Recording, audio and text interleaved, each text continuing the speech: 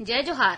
छत्तीसगढ़ ही प्रमुख प्रादेशिक समाचार के संग मैं रामेश्वरी बघेल। मन की बात कार्यक्रम में प्रधानमंत्री नरेंद्र मोदी हा पहली घाव वोट देवैया मन ले लोकसभा चुनाव में रिकॉर्ड मतदान के अपील करीन हे। श्री मोदी हा कहिन कि देश में नारी शक्ति नवा ऊंचाई ल छियत हे। श्री मोदी हा वन्य जीव संरक्षण में प्रौद्योगिकी ऊपर घलो जोर देन। श्री मोदी हा कहिन कंटेंट क्रिएटर के प्रतिभा ल सम्मान दे बर नेशनल क्रिएटर अवार्ड शुरू करे गे हे। भारत निर्वाचन आयोग हा लोकसभा चुनाव ले पहले अधिकारी मन के तबादला बर दिशा निर्देश जारी करे हे। निर्देश में आयोग हा राज्य सरकार मन ले कहे हे कि 2 संसदीय निर्वाचन क्षेत्र वाले राज्य और केंद्र शासित प्रदेश के छोड़ सबो राज्य सुनिश्चित करें कि जेन अधिकारी मन के तबादला जिला ले बाहिर करे गे हे ओमन ला उही संसदीय क्षेत्र के कोनो आने जिला में नियुक्त नहीं करे जाए।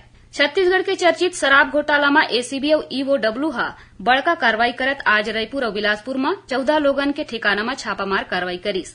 एमा पूर्व मुख्य सचिव विवेक ढांड, पूर्व आईएएस अनिल टुटेजा, सरकारी शराब कंपनी के पूर्व एमडी अरुणपति त्रिपाठी, आबकारी अधिकारी सौरभ बक्सी और अनवर ढेबल के नाम शामिल हैं।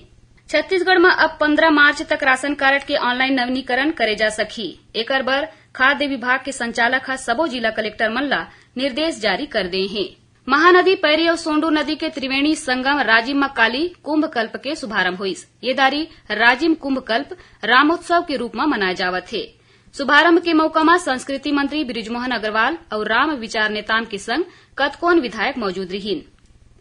रायपुर जिला के अभनपुर के खोरपा में काली साकंभरी महोत्सव मनाए गिस। कार्यक्रम में मंत्री बृजमोहन अग्रवाल शामिल हुईन, जिहां ओमन कोसरिया मरार पटेल समाज के भवन बर जमीन और 10 लाख रुपया दे के घोषणा करी। बीजापुर जिला के मिर्तू थाना क्षेत्र के पदमपारा के तीर आज माओवादी मन के लगाए गए बम के चपेट में आये छत्तीसगढ़ सशस्त्र बल के एक झन जवान शहीद हो गए।